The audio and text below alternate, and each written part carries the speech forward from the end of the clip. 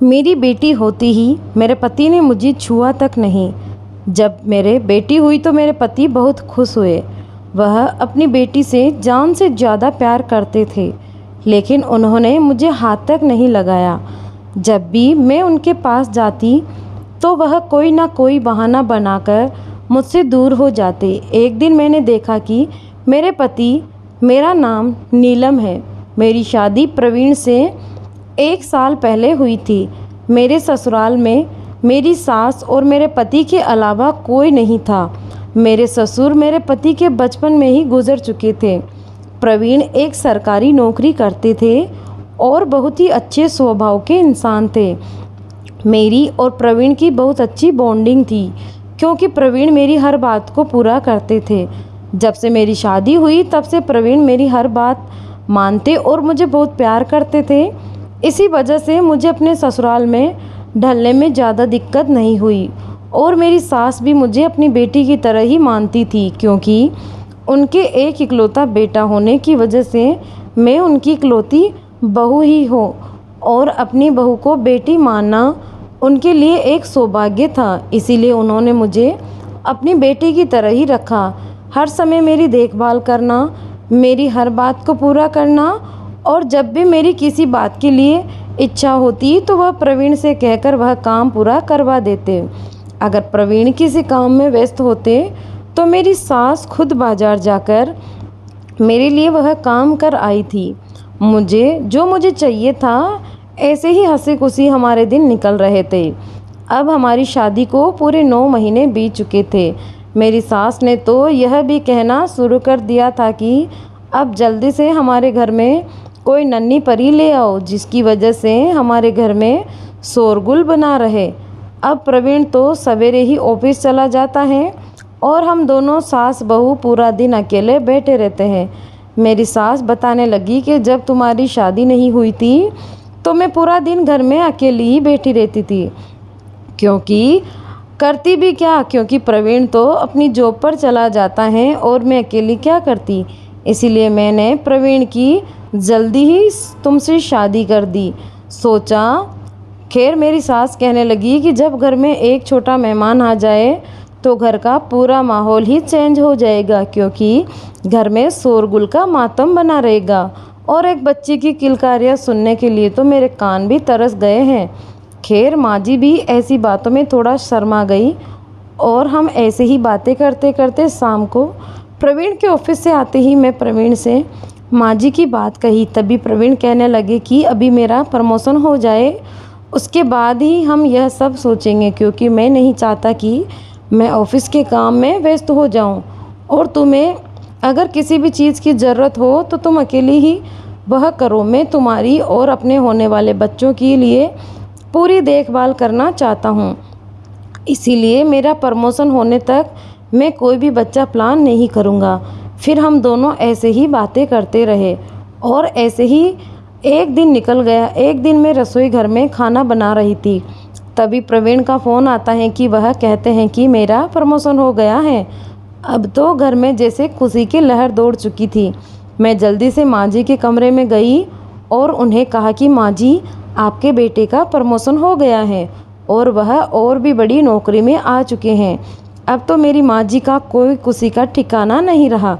वह खुशी के आंसू लाते हुए कहने लगी कि मेरा तो बचपन से यह सपना था कि प्रवीण पढ़ लिख कर एक अच्छा इंसान बने, और जब से उसके पिताजी गए हैं तब से मैंने पता नहीं किन किन हालातों से गुजर कर प्रवीण की अच्छी पढ़ाई करवाई है और उसे अपने पैरों पर खड़ा किया है, और अब उसकी दिन ब दिन तरक्की देखकर मुझे बहुत सुकून मिलता है। खैर मैं माँ जी के गले लग गई। शाम को प्रवीण घर आए तो खूब सारी मिठाइयाँ और पकवान लेकर आए।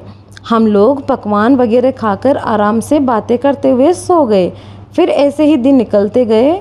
एक दिन मुझे चक्कर और उल्टियाँ शुरू हो गई। मुझे तो शायद पता लग चुका था कि घर में कोई बड़ी खुशखबरी आने वाली है। तभी मुझे जल्दी से डॉक्टर के पास ले जाया गया और डॉक्टर ने कहा कि मैं माँ बनने वाली हूँ। अब तो मेरी सास का खुशी का कोई ठिकाना नहीं रहा।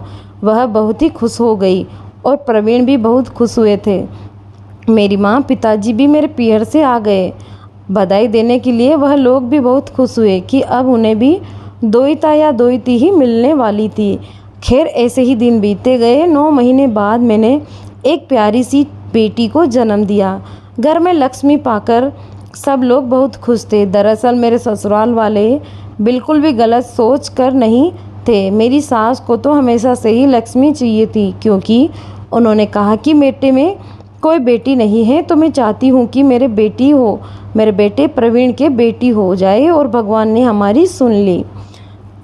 अब मेरी बच्ची का नाम काव्या रखा गया और वह हंसी खुशी जीने लगे। लेकिन मुझे बहुत ही अजीब सा लगने लगा, क्योंकि जब से काव्या हुई थी उसके बाद से प्रवीण ने मुझे हाथ तक नहीं लगाया था। जब भी मैं प्रवीण के पास जाती तो प्रवीण कोई ना कोई बहाना बनाकर मुझे दूरी बना लेते, और कभी कभार मैं चिड़चिड़ा दिखाते हुए उनके पास जाती तो वह अपने ऑफिस की थकान बताते हुए जल्दी सो जाते थे। जब से काव्या हुई थी मेरे पति ने मुझे प्यार भरी नज़र से देखा तक नहीं था। मुझे तो बहुत अजीब सा लगने लगा कि प्रवीण ऐसा व्यवहार क्यों कर रहे हैं। आखिर मुझे क्या गलती हो गई है। तभी मेरे मन में ख्याल आता है कि कहीं प्रवीण बेटी को लेकर तो ऐसे नहीं हो गए हैं। लेकिन फिर मेरे मन में यही ख्याल दोबारा आता है कि प्रवीण तो बहुत अच्छी सोच वाले हैं और उन्हें तो हमेशा से बेटी ही चाहिए थी। वह भला ऐसा क्यों सोचेंगे। और प्रवीण को तो काव्या से इतना प्यार करते थे कि उसकी हर बात को पूरा करते और काव्या को हमेशा अपनी पलकों पर बिठाकर रखते थे। उन्हें बिल्कुल भी नहीं था कि लड़का ही होना चाहिए। वह अपनी लड़की होने पर बहुत खुश थे। फिर ऐसे ही दिन निकलते गए। अब तो मेरा शक भी बढ़ने लगा था कि प्रवीण ऐसा क्यों कर रहे हैं। जब काव्या को पूरे 8 महीने की हो चुकी थी, लेकिन प्रवीण ने इन 8 महीनों में मुझे उस नज़र से बिल्कुल भी नहीं देखा था। मुझे तो घबराहट सी होने लगी थी कि कहीं प्रवीण किसी और लड़की के साथ तो चक्कर में नहीं चला रहे, क्योंकि कोई भी मर्द ऐसा नहीं होता जो अपनी पत्नी से इतने दिनों तक दूर रहे। लेकिन प्रवीण ने जब से काव्या हुई तब से मेरी तो घबराहट बढ़ती ही जा रही थी, और घबराहट के मारे मेरी जान निकलती जा रही थी कि प्रवीण कहीं कुछ गलत ना कर ले। खैर मैं इस बारे में माँ जी से भी बात करने की सोची, लेकिन फिर मैं क्या बात करती, क्योंकि माँ जी के साथ मैं ऐसा बातें नहीं कर सकती थी। मैं इस बात से बिल्कुल वाकिफ़ थी कि अपने पति पर शक करना बहुत ही बुरी बात है, लेकिन प्रवीण की हरकतों ने मुझे उन पर शक करने पर मजबूर कर दिया था। भला ऐसी भी क्या मजबूरी आ गई थी। मुझे उन पर शक करने पर मजबूर कर दिया था। भला ऐसी भी क्या मजबूरी आ गई थी कि प्रवीण मुझसे प्यार भरी बातें भी नहीं करते थे। बात करना तो दूर, उन्होंने आज तक मुझे उस नज़र से नहीं देखा जो नज़र एक पति पत्नी चाहते हैं। मेरी भी तो तमन्ना होती है कि मेरा पति मेरे साथ कुछ देर वक्त गुजारे, मेरे साथ अपने दिल की बात करे। लेकिन प्रवीण तो जैसे काव्या के होने के बाद पूरी तरह से बदल चुके थे। उनका व्यवहार पूरी तरह बदल चुका था। बस ऑफिस जाना और ऑफिस से आकर खाना खाकर सो जाना। वह तो मेरे से मानो दूरी बनाकर रखना चाहते हो। मुझे समझ में नहीं आ रहा था कि आखिर प्रवीण के दिमाग में क्या चल रहा है, वह ऐसा कर क्यों रहे हैं। एक दिन मैंने सोचा कि क्यों ना मैं प्रवीण का पीछा करूं और देखो कि कहानी प्रवीण किसी दूसरी के साथ तो नहीं है। मैं यही सोचकर प्रवीण के ऑफिस जाते ही उनका पीछा करने लगी। जब मैं प्रवीण का पीछा करते हुए उनके ऑफिस के पास पहुंची तो मैंने देखा कि प्रवीण अपने ऑफिस के पास बने गार्डन की तरफ जा रहे हैं। मुझे तो कुछ समझ में नहीं आ रहा था यह ऑफिस के गार्डन में क्यों जा रहे हैं, क्योंकि हर एक आदमी जब ऑफिस जाता है तो सबसे पहले ऑफिस में जाकर हाजिरी वगैरह लगाता है, लेकिन प्रवीण तो गार्डन की तरफ जा रहे थे। मैं उनका पीछा करते हुए गार्डन की तरफ चली गई और वहाँ पर बने एक पौधे के पीछे जाकर खड़ी हो गई। फिर जो मैंने देखा उसे देखकर तो मेरे पैरों तले से ज़मीन खिसक गई। मैंने देखा कि प्रवीण एक लड़की के साथ खड़े हैं। बड़े बड़े बालों वाली और गोरे रंग की लड़की, दिखने में शायद मुझसे भी ज़्यादा खूबसूरत थी, इसीलिए प्रवीण उसके साथ बातें कर रहे होंगे। अब तो मेरे मन में तरह तरह के ख्याल आ रहे थे कि आखिर प्रवीण मुझे धोखा क्यों दे रहे हैं। अब मुझे सारी बात समझ में आ गई थी। जब से काव्या हुई है, प्रवीण ने मुझे क्यों नहीं छुआ, मेरी तरफ क्यों नहीं देखा और मुझसे प्यार भरी बातें क्यों नहीं की, क्योंकि उनका दिल तो उस औरत पर जो आ चुका था। प्रवीण उस औरत के पास जाकर बैठ गए और दोनों पता नहीं आपस में क्या बातें कर रहे थे। काफ़ी देर बातें करने के बाद प्रवीण उसे गले से लगाकर अपने ऑफिस में चले आए। मेरी तो मानो जान सी निकल गई, क्योंकि कौन लड़की भला बर्दाश्त करेगी कि उसका पति किसी गैर औरत के गले से मिलकर अपने ऑफिस में जा रहा है। मैं अपने मारे कदमों से घर की तरफ चल पड़ी। अब तो मेरे पसीने से पूरा शरीर लथपथ हो चुका था। मेरी आंखों में आंसू बह रहे थे कि मेरे क्या कमी रख दी कि प्रवीण प्यार में जो प्रवीण ने मुझे धोखा देना ज़रूरी समझा। एक बेटी का बाप होते हुए भी प्रवीण दूसरी लड़की के साथ अफेयर कर रहा है। मुझे तो बिल्कुल भी समझ में नहीं आ रहा था कि प्रवीण ऐसा भी क्या कर सकते हैं। मैं प्रवीण से खुद भी ज़्यादा भरोसा किया करती थी, लेकिन उन्होंने मेरे भरोसे को चूर चूर करके रख दिया। मुझे तो प्रवीण पर बहुत गुस्सा आ रहा था कि अभी सीधा जाकर उसके ऑफिस में अपने सवालों के जवाब मांगूं, लेकिन मैं इतनी भी कठोर नहीं थी कि पूरे ऑफिस में उनकी बेइज्जती कर डालूं। सब लोग उनके बारे में क्या सोचेंगे कि अपनी पत्नी को छोड़कर किसी गैर औरत के साथ रिलेशन रखा है। अब तो मेरा मानो माँ पूरी तरह से दुखी हो चुका था। माँ जी से पूछा कि क्या हुआ, आज तुम इतनी दुखी क्यों हो, और जब से तुम सुबह से बाहर गई हो और वापस आई हो तब से मैं देख रही हूँ कि तुम्हारा चेहरा बिल्कुल उतरा हुआ है। मैंने माँ जी से कोई बहाना बनाकर बात को टाल दी, क्योंकि मैं माँ जी को दुखी नहीं करना चाहती थी। वह वैसे भी बुढ़ापे में थी और उनकी तबीयत ठीक नहीं थी, जिसकी वजह से मैं उन्हें और दुखी नहीं करना चाहती थी। मैंने माँ जी से कुछ नहीं कहा, लेकिन मेरे दिमाग में तो सिर्फ वही घोड़े दौड़ रहे थे कि आखिर प्रवीण मेरे साथ ऐसा कैसे कर सकते हैं। जब काव्या नहीं हुई थी, इससे पहले तो प्रवीण मेरी हर बातों का ख्याल रखते थे। मुझे तो मानो दुनिया भर का प्यार करते हो, लेकिन ऐसा क्या हो गया कि काव्या के होते ही प्रवीण को दूसरी लड़की के साथ अफेयर करना ज़रूरी हो गया। फिर मेरे मन में आया कि किसे पता था कि प्रवीण का पहले से ही अफेयर चल रहा हो और उन्होंने आज तक मुझे जाहिर न होने दिया हो सकता है कि वह उनकी गर्लफ्रेंड हो और उसके साथ शादी करना चाहते हो, लेकिन शायद उनकी माँ के कहने पर उन्होंने मुझसे शादी कर ली हो और शादी के बाद उस लड़की से अपना रिश्ता बनाए रखे हो। अब तो मैंने मन में तरह तरह के ख्याल आ रहे थे। मैं अपनी ही सोच में बातें गुनगुनाकर जोड़े जा रही थी। शाम को प्रवीण के आते ही मैंने प्रवीण से कुछ नहीं पूछा, क्योंकि मैं किसी भी तरह से घर में लड़ाई का माहौल नहीं बनाना चाहती थी। इसीलिए मैं चुपचाप प्रवीण को खाना देकर सो गई। मेरा ऐसा बर्ताव देखकर प्रवीण को भी थोड़ा अजीब लगा। प्रवीण मुझसे पूछने वाले थे कि क्या हुआ, आज तो मुझसे बात भी नहीं कर रही हो।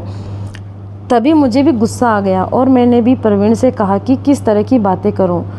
अब जब रोज़ाना ही मैं आपके करीब आने की कोशिश करती हूं, आपके साथ बातें करने की कोशिश करती हूं, तो तब तो आप मुझे दूरी बना लेते हो, और आज जब मैं खुद ही पीछे हट रही हूं तो आपको बातें करनी है।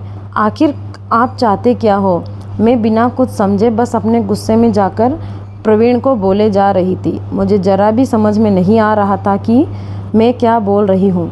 प्रवीण भी मेरी बातों से थोड़ा घबरा से गए कि आज तक नीलम ने ऐसा नहीं किया, फिर आज कैसे। लेकिन प्रवीण से ज़्यादा बहसबाजी नहीं की और चुपचाप खाना खाकर सो गए। मुझे नींद कहाँ आने वाली थी। मेरे दिमाग में तो बस यही चल रहा था कि प्रवीण मेरे साथ खुश क्यों नहीं है और उसे लड़की के साथ ऐसे गले क्यों मिल रहे थे। फिर मैं दूसरे दिन प्रवीण को चाय दी और मरे मरे कदमों से आंगन में सोफे पर जाकर बैठ गई। जब मेरी आंखों में आंसू आ चुके थे, क्योंकि प्रवीण ने मुझे एक बार भी मनाने की कोशिश नहीं की थी। अब तो मुझे पक्का यकीन हो गया था कि मैं भी क्यों उनकी पत्नी से अब उन्हें कोई मतलब नहीं है। उनके पास तो इतनी सुंदर गर्लफ्रेंड जो है। मैं अपने मन में यही बातें सोच रही थी, तभी प्रवीण मेरे पास आए और मेरा हाथ पकड़कर अपने कमरे में ले गए। मेरे को समझ में नहीं आ रहा था कि आखिर प्रवीण क्या करने वाले हैं। तभी प्रवीण वहां जाकर खड़े हो गए और मुझसे कहा कि मुझे पता है तुम्हारे दिमाग में क्या चल रहा है। यही ना कि जब से काव्या हुई है मैंने तुम्हें हाथ क्यों नहीं लगाया, मैंने तुम्हें पहले वाला प्यार क्यों नहीं किया। अभी मेरी आंखों में और तेज आंसू आ चुके थे जब मुझे रहा नहीं गया और मैंने कहा कि मुझे सब पता चल गया है।